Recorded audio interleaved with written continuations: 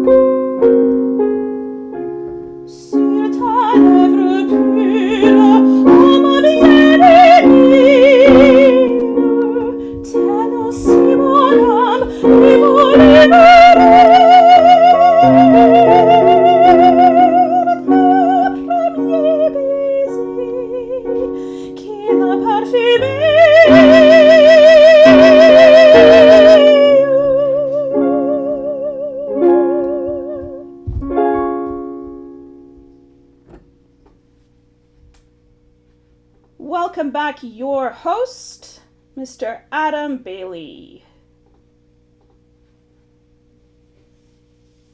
Hello, everybody. I hope that you are all doing well.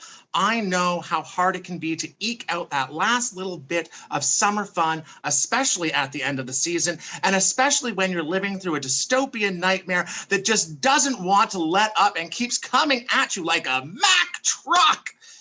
That's right. This week, over 37,000 people have died due to COVID-19.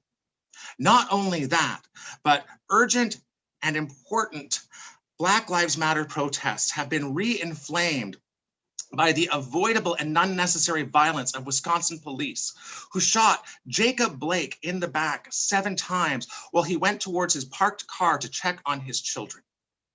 And if that is not nightmare fuel enough, a family decided to drive their child of 17 years across state lines to the new Wisconsin protests so that they could enact their LARPing fantasies of living in the purge, causing the deaths of 2 more innocent civilians. Now, I know that Amazon wanted to make some more aspirational movies for their platform, but I always thought that they meant Brittany Runs a Marathon and not the purge election year.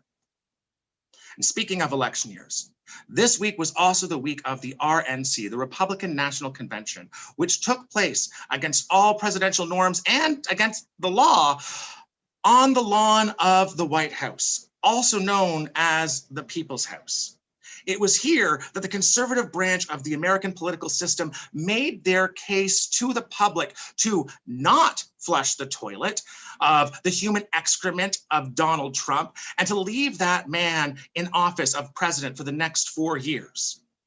As they always say, if it's yellow, let it mellow, and if it's orange, let it become an authoritarian dictator. We all know that Donald Trump's rhetoric is dangerous and leads directly to the violence like we saw this week. But systemic racism in America cannot be laid completely at his feet. America and Canada are both built on a historic racial caste system in which racism acts like a cancer, which will only ever go into remission and not recovery unless we take some serious actions. And speaking of cancer, this week was not done with us. Last night, the esteemed and celebrated actor Chadwick Boseman passed away. Chadwick Boseman is famous for playing King T'Challa, also known as Black Panther. He's also played other seminal Black heroes such as James Brown or Jackie Mason. Chadwick Boseman was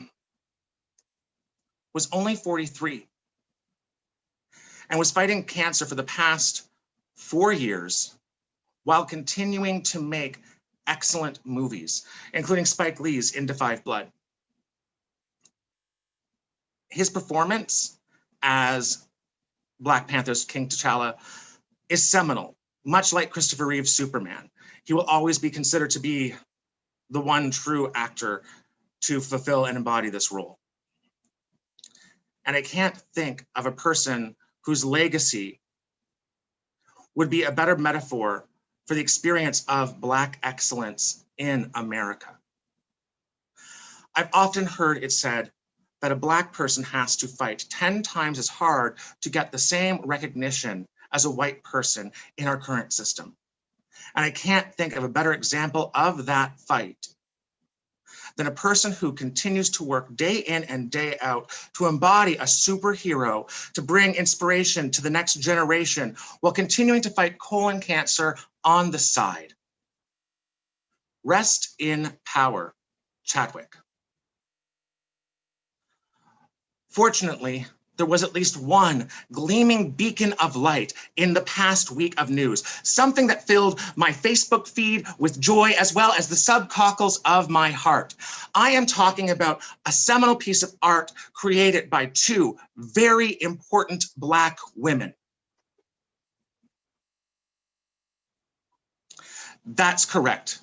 Cardi B and Megan Thee Stallion. This week, they gave us some WAP, and this little gay boy did not know how much he needed WAP until it landed in his lap. I mean, a shock anthem? A shock anthem in 2020. In August of 2020, I didn't think I had it left in me to be shocked. The last time I was shocked by anything was that Tiger King documentary that happened in March or 20 years ago, or I don't know how time works anymore. But since this is a musical topic, I would like to bring back my musical co-host, Kristin Mueller-Heaslip, to join me on the screen. Hello, Adam. I should be popping up any second now. Hi, Kristin. How are you? I'm great. Oh, here I am. Hi. That's fantastic. So, yeah, I wanted to talk to you about this WAP song. I really needed this at this moment in time. How are you feeling about it? Well, you know, it is a great breath of fresh air to have something fun finally happen in 2020 instead of it being like some new way for the world to be really terrible.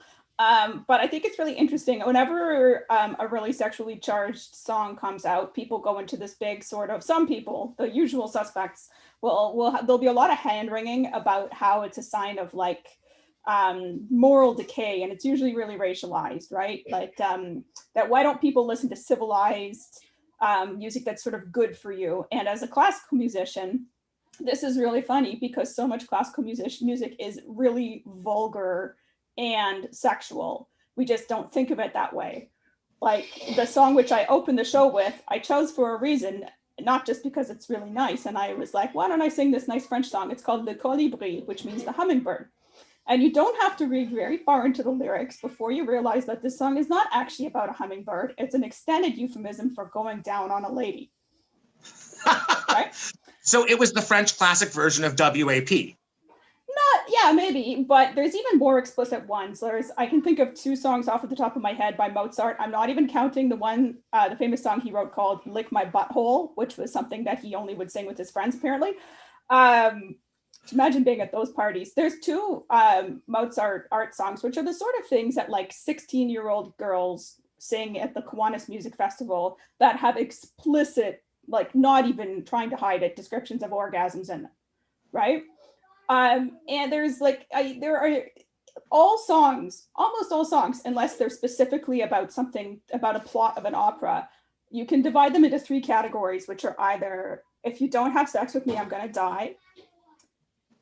No, seriously, I didn't cheat on you, or you dumped me and I'm really sad, right? That's like all of music. That applies to classical music as well. And the only reason why people get all like, pearl clutchy about things like WAP is because it's made by Black women talking about themselves instead of a dead German guy. I mean, I certainly agree with that. But for me, on my Facebook feed this week, what I loved about it was it brought back nostalgia for a whole bunch of shock anthems that, for whatever reason, despite the fact that there's something, a kernel of offense buried in them, it's an offense that most of us can look past, and we all get to have this shared transgression together. Mm-hmm. Whether it is Mozart Lick My Butthole, or whether it's 9 Inch Nails Closer, where they sing I want to fuck you like an animal, or whether it's the Thong Song, or Discovery Channel, or just Baby Got Back, anything by Nicki Minaj. And there's just this wonderful aspect of getting to have the pearl clutchers clutch their pearls. That's part of the fun of it. We all transgress together, and we also get to see who the pearl clutchers are. For instance, Ben Shapiro self-owning this week and letting us all know that he has never gotten his wife wet. That's a sad story, though. I mean, apparently, for the one person out there who hasn't heard this, his wife is a medical doctor, and he asked her what medical conditions a wet pussy might indicate. And she did give him a list of potential medical causes. It's like, honey, they have like 3 children. It's very sad. I went to the doctor, and guess what he told me? Guess what he told me? He said, boy, you need to learn to use your tongue no matter what you do. And he's not a fool. Well, I can't believe I just did that. No, I really love the fact that we can, in a very woke time period, have a shared transgression together, that instead of the cons trying to own the libs, we got to actually reverse that narrative a little bit. It's always more fun this way around, because when they get offended, it's something stupid, and they have to own that they're offended by something stupid. When we get offended, it's people's basic human rights and dignity. So I kind of feel okay when we step over the public decorum line a little bit and have some fun in that way. Definitely. And on that note, I'll print off some copies of Lick My Butthole so we can sing it with our guests next week. How about that? We definitely need to do that. Speaking of guests, we do have 2 wonderful guests today, and it's a very diverse slate. They're both straight white men. This is our first time having 2 straight white men on the show. We're going to start off with Marco Timpano, who is the author of 25 Things I Should Have Known Before I Started Podcasting. Hi, Marco. How are you? I'm well. How are you doing, Adam? I'm fantastic. You came in, you're filling in for another guest, and it's wonderful that we're having you on here today, but a bit terrifying because you are a podcast doctor to a degree. I don't know if I'd say that, but sure, I'll go with it. I feel like we're going to get graded while doing the show today. I love your show. You will not get graded. The most important thing is just to get it done. That's half the battle. So you're doing a great job. Oh, fantastic. So don't dream it, be it. That's right, for sure. I think a lot of people, don't bring things they want to fruition because there's so many things going on in their mind that they can't do it, or there's a great time to do it, or I should wait, and it never gets done. So just getting your first podcast episode or your first, talk show episode out there, that's half the battle. Fantastic. Well, I'm a big believer in doing things and deadlines and making yourself work. So I'm glad that we have that. What other pieces of advice do you have for young or old or middle-aged podcasters that are aspiring out there? It's a good question. I started this not knowing anything, right? And that's part of the reason why I wrote the book, which I'll hold up here so you can see it in case you're interested in getting Oh, it. actually, we have a photo. We can put that okay, up for you great. too. Do you want to see the photo that we have? Of course. Yeah, Here we that's it. go. That's so great. Thank you. Well, there's so many things I learned on my podcasting journey that I wanted to share with people, because I remember thinking to myself, oh, I wish I knew this when I started the podcast. And so I said, I might as well share that information so people can get off on the right foot and not sort of stumble their way to that. So you got to be there's a few key tips that I learned. And one would be if you can release more than one episode, because people like to know that there's more than one to listen to. They don't want to have to catch up or fear that you might drop off. So if you have about 4 episodes on your first day of launching, it allows new listeners to look and say, oh, there's 4 episodes. I can binge this a bit. And that's a great way. I started off by just doing 1 episode at a time. And so after my first episode, I'm like, there's only 3 people listening. But then once I got to 4 or 5 episodes, I would see those numbers increase. Oh, so do the Netflix, drop half a season at once, drop half a season again, do that sort of thing. Depends how big your season is, but I would say start if you can drop 3, I would say that's a good number. 5 is ideal, but some podcasts you can't because they deal with weekly topics or topics of the day. So you have to but if you can, that's one tip that I would share with people. Well, that's a fantastic tip. Anything else? Are there any subjects that you think that are undercovered that you'd like to see in podcasts more? Oh, it's interesting. I would like to see more Canadian podcasts. I think we do a great job, and I find sometimes the landscape is so full of American podcasts that we can get eclipsed. So I want Canadian podcasters to make content. I think there's a lot of room for all of us there, and be proud Canadian content makers. I feel like oftentimes we try to mask or hide our Canadianism away because we think, oh, listeners in the US or the UK won't dig it. But I find with my podcasts, of which I have 4, I have listeners all over the world, and they appreciate a different perspective. So bring your perspective wherever you are to your podcast is what I would say. Well, you've left me with 2 different thought patterns that I want to go into. One, I want to find out about all 4 of your podcasts. Okay. The other one, you're talking about this Canadianness that we hide, which I think is so true. Yeah. But being a huge Drag Race fan, I've discovered something very interesting that I didn't realize, which is on the past 3 seasons of the main show of Drag Race, there's been a Canadian, not always a white Canadian, often Canadians of color, and on the RuPaul Drag Race experience in UK or in the States, and how we're kind of viewed ethnically in America.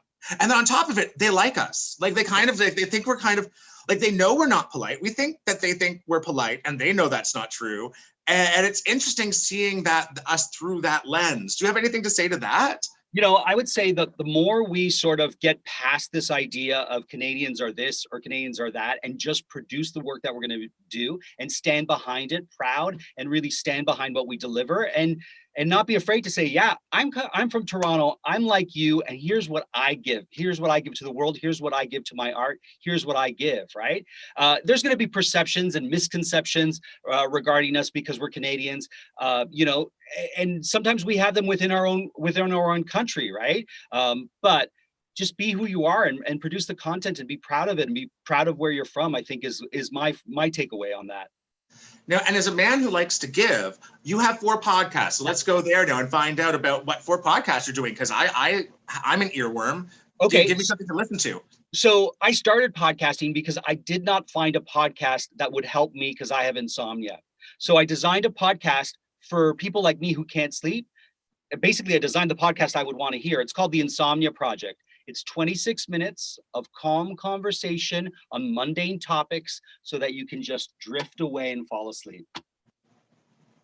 Wow, yeah. That's interesting. Or not. That's decidedly not interesting. Yeah, well, my whole thing is it's the only podcast that the host hopes you never get to the end of. So I hope you listen, and within 5 minutes, you're out. And if you end up listening, it'll calm you down. And we find that a lot of people who have anxiety will listen because we're talking about topics that aren't triggering, hopefully, and that we talk about them in a calm way. So a lot of people listen in the morning when they get up because they're like, we can't listen to the news. It's too jarring in the morning. So it's interesting who listens to this particular podcast. So the opposite of what we're doing here right now. Exactly. I would say so. Fantastic. Do you have anything that's more for someone who needs a jolt of caffeine? What's your espresso shot? Okay, so then I have a show called Eat and Drink that I co-host with Ali Hassan, and basically it is a food and drink comedy podcast. So I start off the podcast by making a cocktail, some classic cocktails you may never have heard of, some contemporary cocktails. We drink the cocktail. Ali covers a food topic, so he'll usually prepare a dish, and we'll share that and we'll talk about that. And then the third segment, I'm blindfolded, and he'll put some food in my mouth, and I've got to figure out what it is. That sounds kinky. Yeah, it's called What's in Marco's Mouth, and it always sounds pornographic, no matter what we do, and it's not meant to be, but that's just what happens. That's fantastic. Where can people find these podcasts? YouTube, Spotify, Google Playlist, anywhere you listen to podcasts, you'll find them. And the one that you were just saying was Eat and Drink? Eat and Drink, yep, with an ampersand. Fantastic. Yeah. Eat ampersand drink. I think that is something that our audience would love to go and listen to. So, and it's on YouTube as well. So we're going to promote the platform that we're on too. Go watch it on YouTube. Yay. And see what they put in Marco's mouth. Marco, it's fantastic getting a chance to talk to you. Stick around. We're going to have you on for the news segment in about 5 to 10 minutes. And we're going to welcome to the stage or to your screens our comedian for today, Dan Rosen. Everyone put your hands together. Let's see what comes out of his mouth.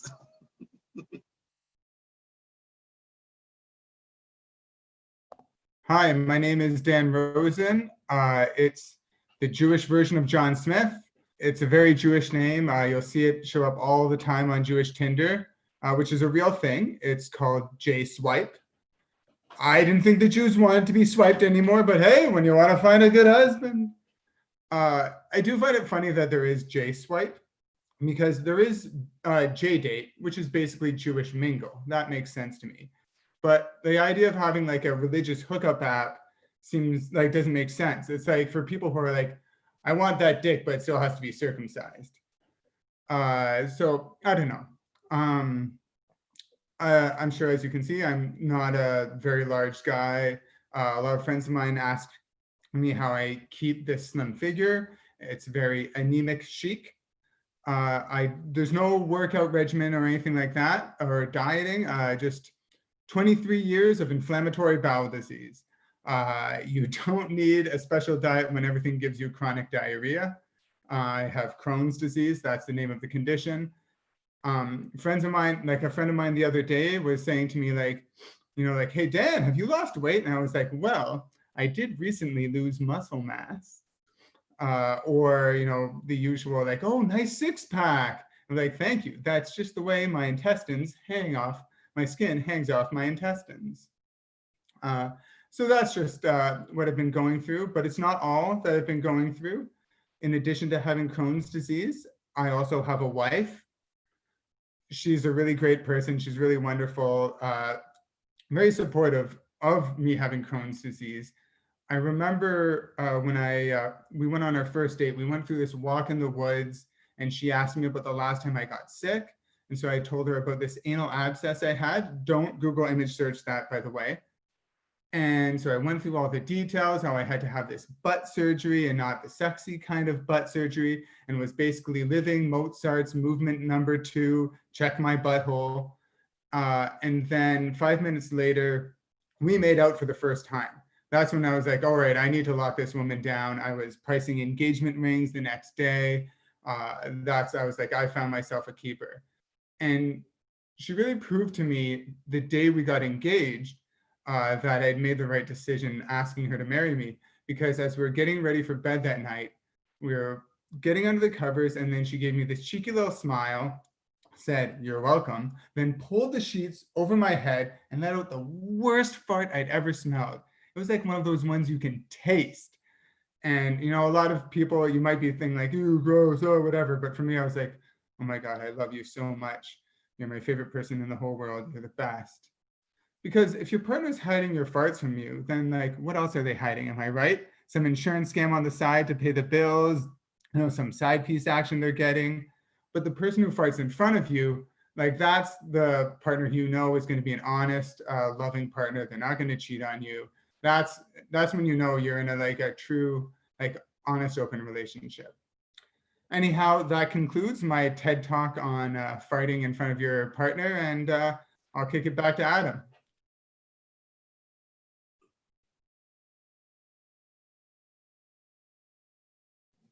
Well, thank you, Dan. That was fantastic.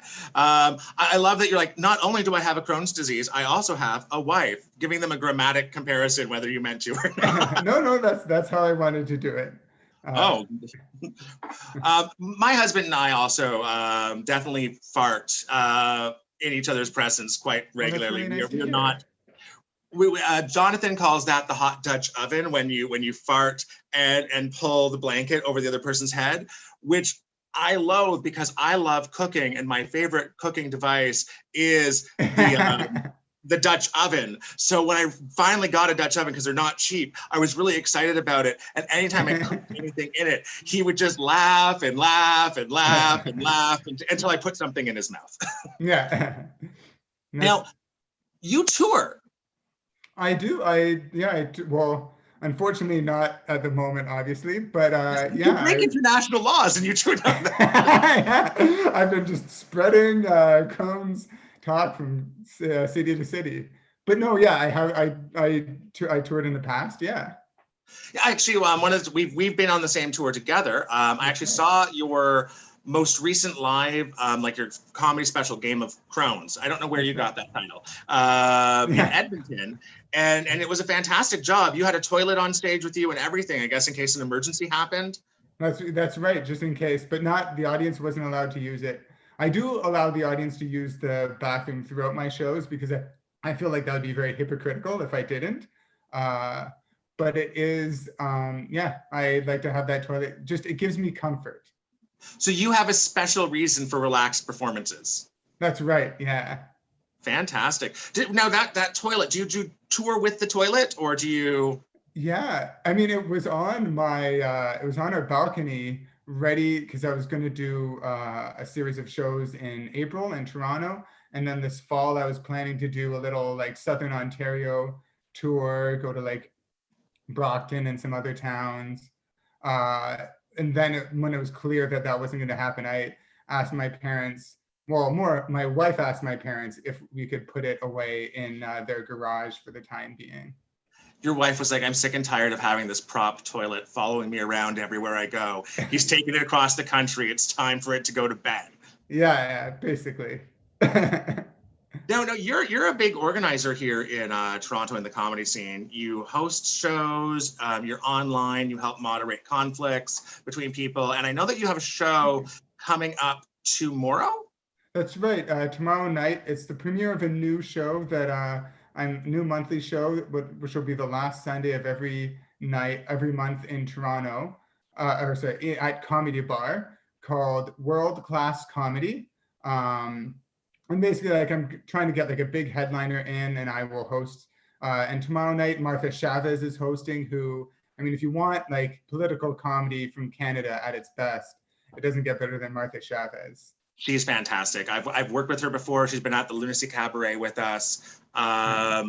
She is a hoot, and I'm so excited that you have her.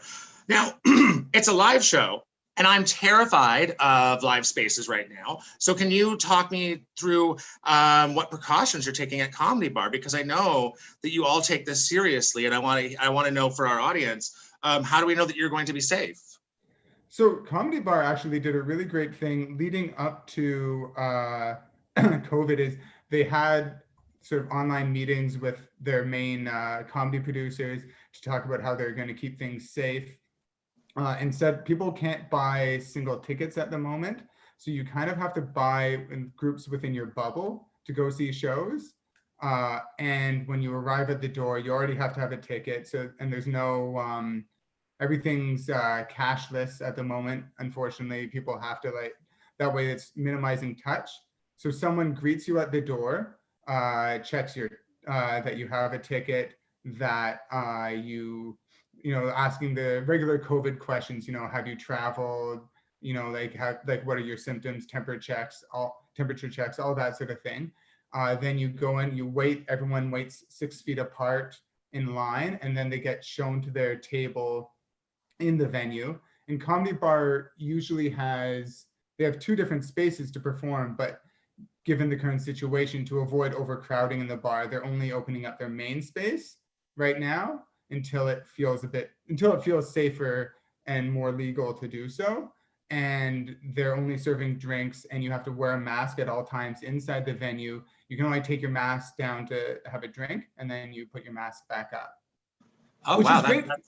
Which is great for comedians, because then if we're not getting the laughs, we can just use the excuse that they were muffled by the masks. Yeah, of course, yeah. No laughs, it's the mask. You can even write that up as a slogan and put it on the back wall.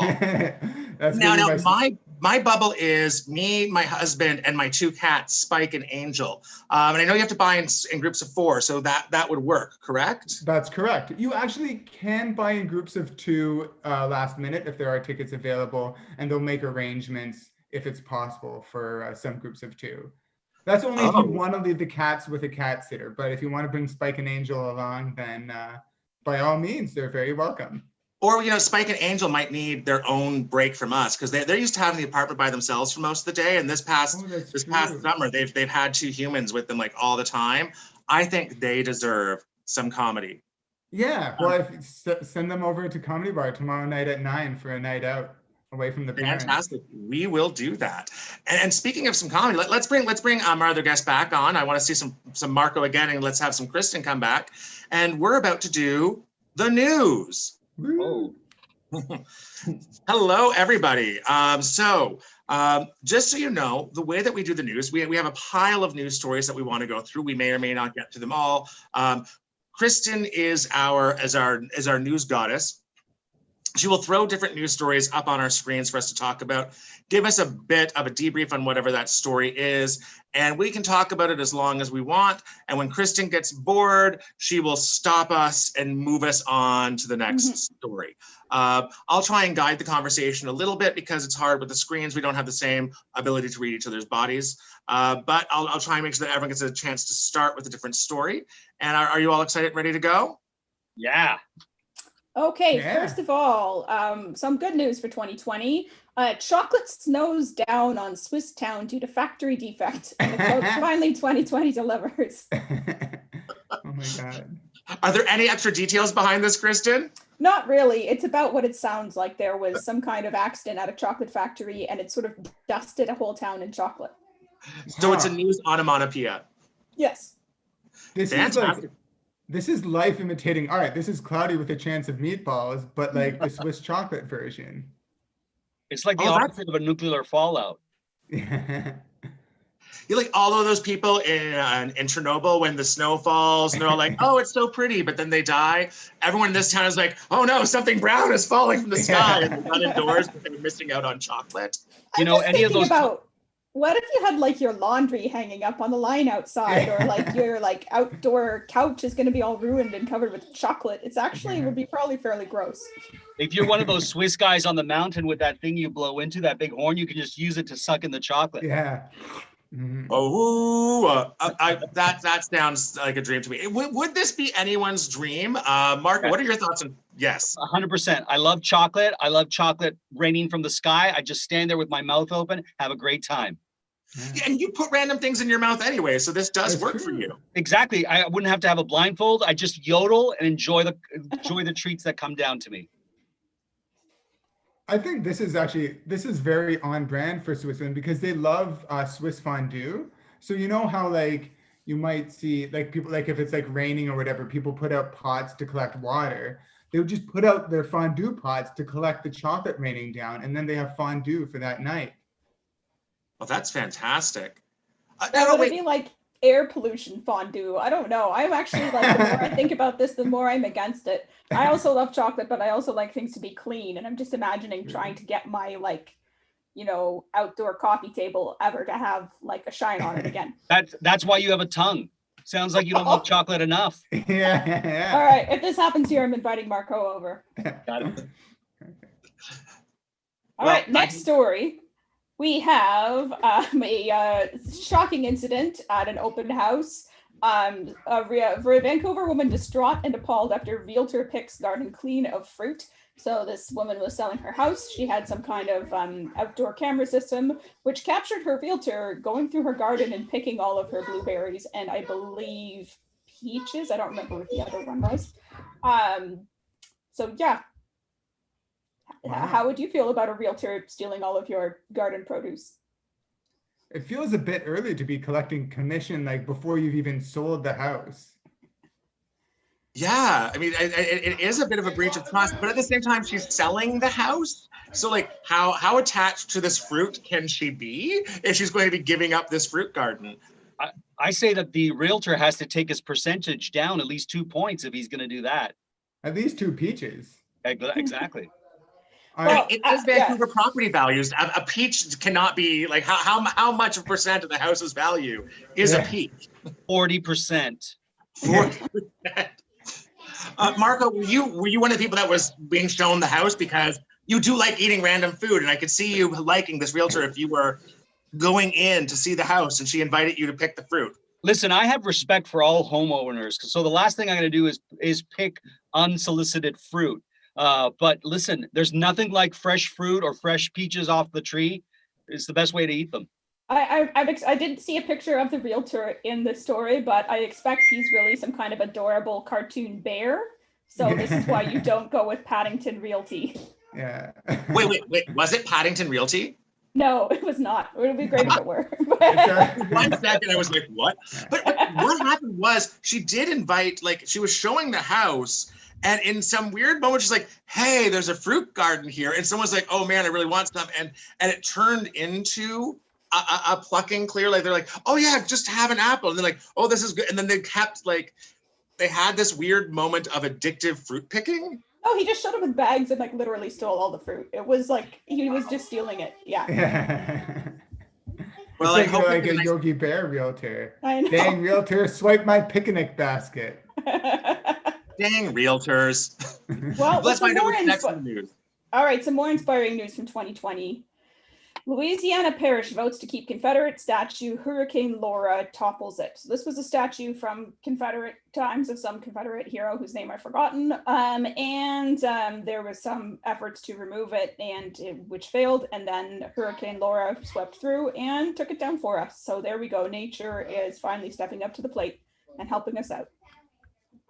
You know, as a card-carrying homosexual, I really appreciate this because, as you might be aware, the history of hurricanes in the US is that the church often makes a claim that the hurricanes are God punishing the US for AIDS or for gay marriage or something homosexual related. And so this time I feel like God is really making it clear that she supports Black Lives Matter. And the real reason the US gets all of these hurricanes is racism. It really does seem like this is like, if there ever could be like a more clear act of God, because it was a parish as well. So it's like God saying, no, you did the right, you made the wrong choice.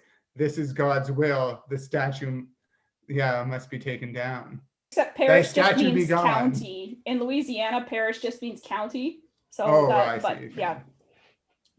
Marco, do you want to add some knowledge to? I say blow them down, blow them all down, whoever can. God, the wind, a couple of wolves, just blow those statues down. We don't need them. Let's see how they topple so easily. I love it. Like, let's send wolves to knock them over. Yeah. You know why they topple so easily? I'm actually surprised that more of these haven't been knocked down by her. Racists don't have a backbone? Oh.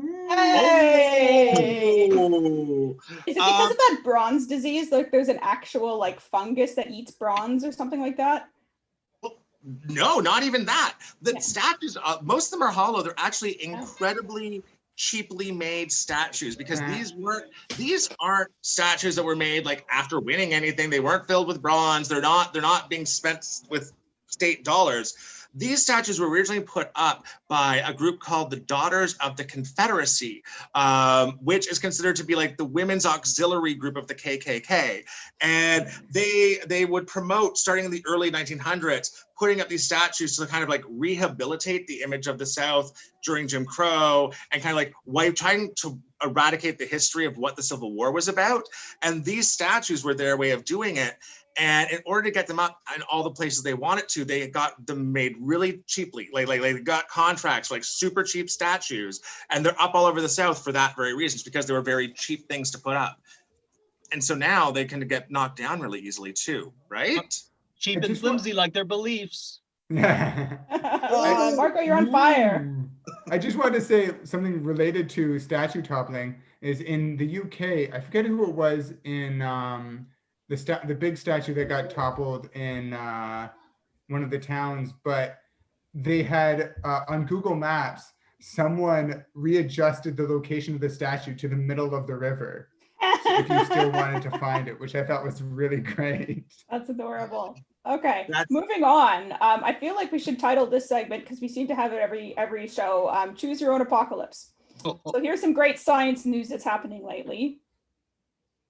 NASA to study asteroid worth $10,000 quadrillion of precious metals. This is some asteroid that's close by that's covered in gold and iron and lots of other things that are rare here, but it's like a giant ass hunk of precious metals. We also have mysterious heartbeat detected coming from cosmic gas cloud. So that sounds very promising. And here we go. Russian astronaut on the ISS claims to see UFOs in new footage. This is just a still of that, but this thing, if you can see my cursor right here, those 5 things in a row, they kind of fly next to the Earth and they look very creepy. So that's this week's science news. Well, I'm going to moderate, and I'm going to say that because there's a giant gas cloud, we have to let Dan take the lead on this one first. So Dan, choose your own apocalypse. What do you think about the heartbeat from the giant gas cloud? Well, with the heartbeat in the giant gas cloud, I think it's very fitting. You were talking about, Black Panther and the Marvel universe as a whole. And there's all these, like, back in April, I was reading all these like Marvel fan theories, and one of the big things is that the next major villain is going to be Galactus, who in the Fantastic Four 2 movie, he was basically portrayed as this giant gas cloud, who I guess would have a heartbeat. So it's not that Galactus is going to be in Phase 4 of Marvel, but just in like Phase 4 of humanity, and that's like the Earth's next real villain coming is the actual Galactus. So after this season of Civilization is done, 2020 is over, we've done our end game. When we reboot, that's the next villain is Galacticus, basically. We're gonna get the Planet Eater. Right, after we vote out Thanos on November 3rd, then Galactus is the next one. Fantastic. Marco, do you have any theories, any favorite apocalypses on this list? Well, I'm hoping this Russian UFO is coming to take Putin back to his lizard planet. That'd be nice. So you just think that's an extraction for him? Yeah, I think so. I think he's coming home. I think he's done enough destruction here, and they're like, there's other planets to destroy. Nice. And Kristin, which one's your favorite? Gold asteroid. I want some of that gold. Make me some jewelry. Go on. Oh no, I just want to say I want to see some like old-timey prospectors, but like with like spacesuits on, like panning for gold on the asteroid. Yeah. Like a whole bunch of Yosemite Sams out on a. Oh, Kristin's quick confused. A week ago, maybe 2 weeks ago, Donald Trump was given a speech to read. It had some very difficult words in it, which he said correctly. Someone probably prompted him on them. But in the middle of this list of difficult words was Yosemite National Park. And he was like, Yosemite. Yeah. And then he was like, no, Yosemite. He said it twice. The second time he was firm. This is how you pronounce this word. So, which for instance, the standard. Yosemite is the standard greeting in my neighborhood anyways. Yeah. You see one of your Jewish friends, you're like, Yosemite. And they're like, Mazel tov. Which is funny because apparently the guy who created Yosemite Sam, like it was part Jewish, and like the character, like I think like it's like there's a depiction of him as like Sam Rochenbaum. So like the character, like theory that like the character is half Jewish, so like Yosemite Sam isn't too far off, I guess. Oh, so don't say that on the internet, because like the kind of conspiracy people will just take it as more Oh, for more sure. more evidence that actually Donald Trump isn't a complete Yeah. Oh, that's a nice way to put it, black hole. So Maybe moving the on. Russian UFO can pick Donald Trump up on their way Oh, too. please, please, Yeah, please for do. sure. Speaking of people who we'd love to see taken away by a Russian UFO, we have a new leader of the Conservative Party of Canada, Oh, Aaron yeah. O'Toole. What do you guys think of that? Well, appropriate last name. ah, I also like that how Take Back Canada, like is an acronym. In acronym form would be TBC, like because it's like take back from who? TBC.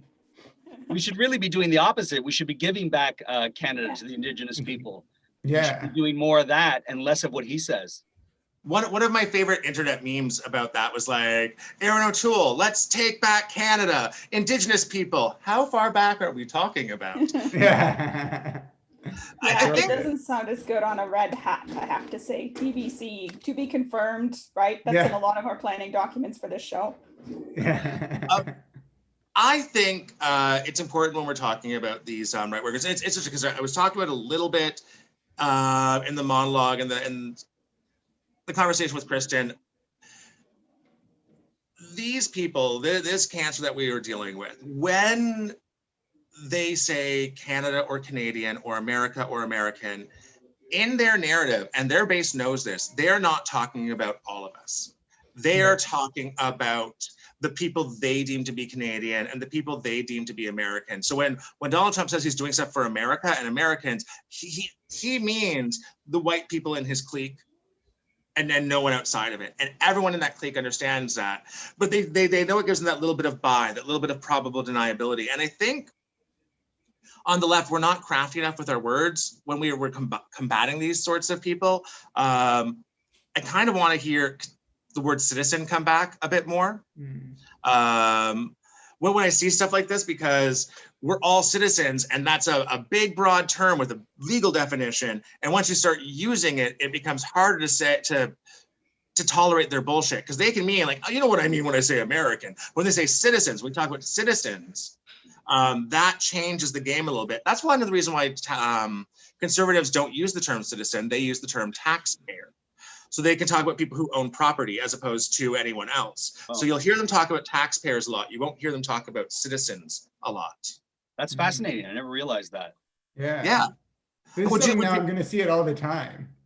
And like if like another friend of mine says taxpayer, I'll be like, aha, you know. Well, You've been citizen reading Dan, things what from do the you think? Fraser. All right. Well, we always like to end with a feel-good story on the news panel. So let's do something else. Some somewhat good news from the NBA and other sports league strike.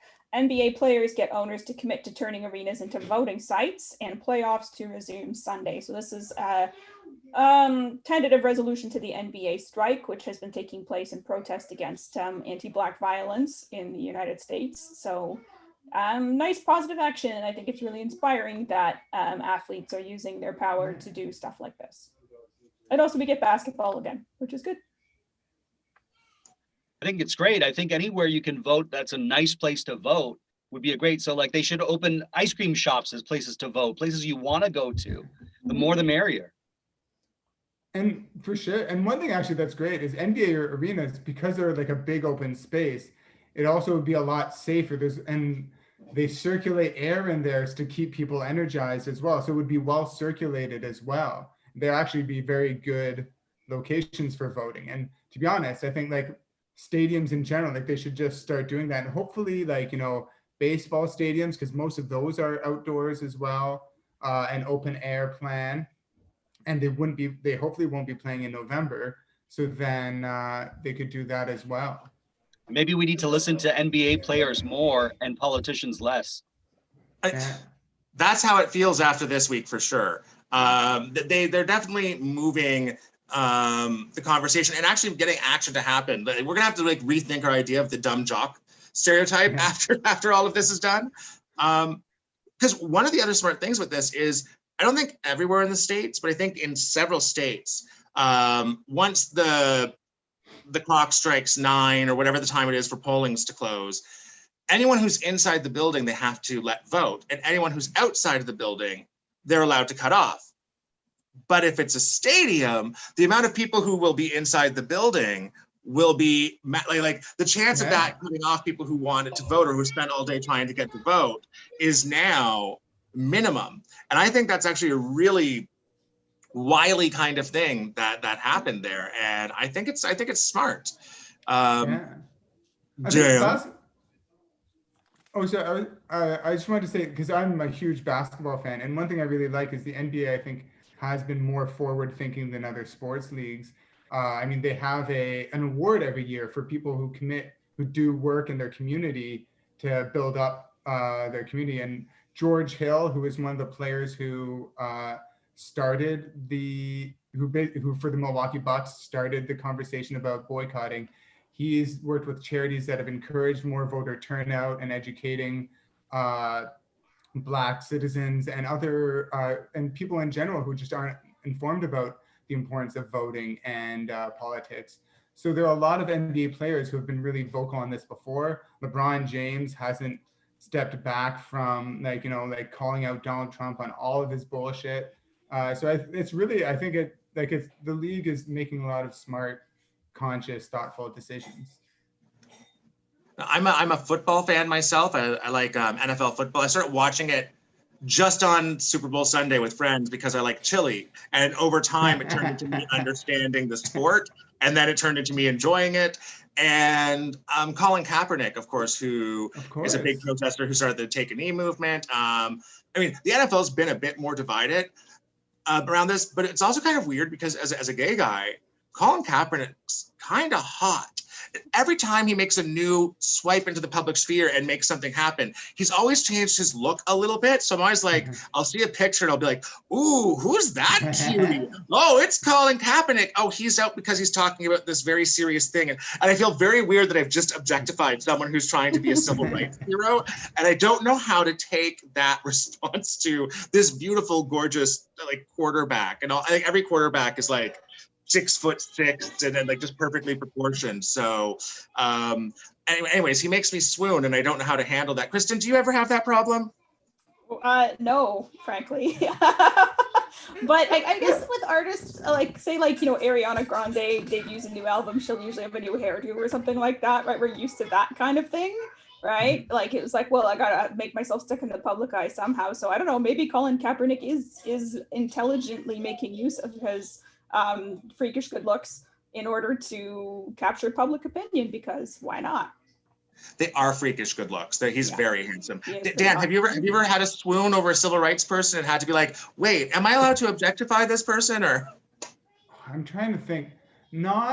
Maybe not the same way, but my number one celebrity crush is Brie Larson, and she's someone who I was really impressed when she had to twice in a row in the same year give an award to Casey Affleck, who she loathes because of the way he's treated female producers. He's assaulted and harassed them, and she stood she would stand her ground because she's always someone who's known to be very silly and outgoing and so on, but did not mince her words. When she had to give him the award, she let her face fall.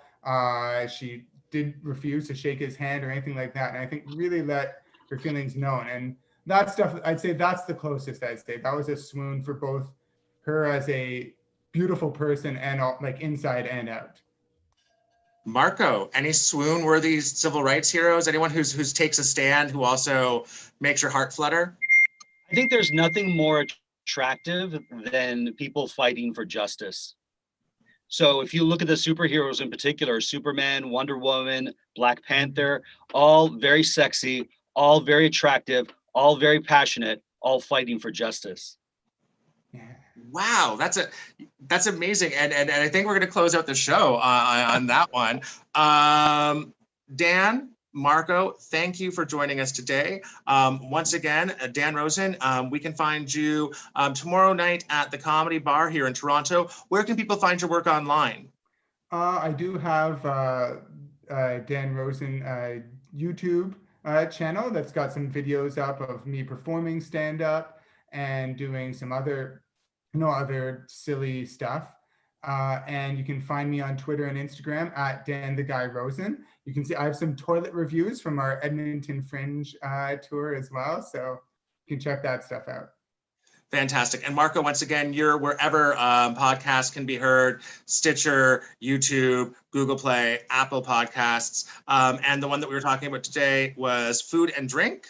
Eat and Drink, and the Insomnia Project. And my book, you can get it on Amazon as well. Fantastic. Well, Kristin, I hear that you have another piece of classical music to play us out with. I have something special coming on. I'm just going to turn everyone to say goodbye. Fantastic. To the people, Gracie. So I have something in honor of today's conversation about WAP, a song from my youth, which caused some pearl clutching. Some of you might know. Might have been tipped off to this if you follow me on Twitter. If not, you won't. And I'd say this one goes out to the ladies. It's a little too loud. Because you know what? We all like to know what the guys talk about. You know, like the finer things in life. Here it goes.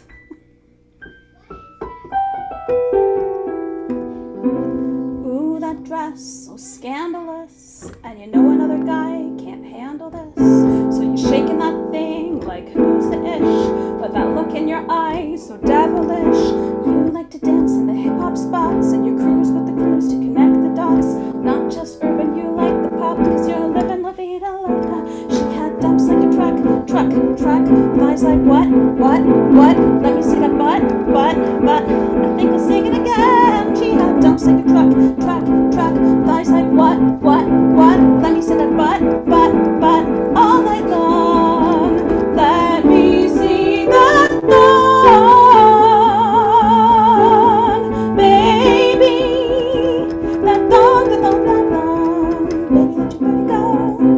Baby, let your booty go. Baby, know I wanna show. Baby, let your booty go. Baby, let your booty go. Baby, I wanna show. That thong. She had dumps like a truck. Thighs like what? Baby, show that butt. I think I'll sing it again. She had dumps like a truck. Thighs like what? Baby, show your butt. All night long. Let me see that thong, baby. That thong. Baby, let your booty go. Baby, let your booty go. Baby, let your booty go. Baby, know you wanna show.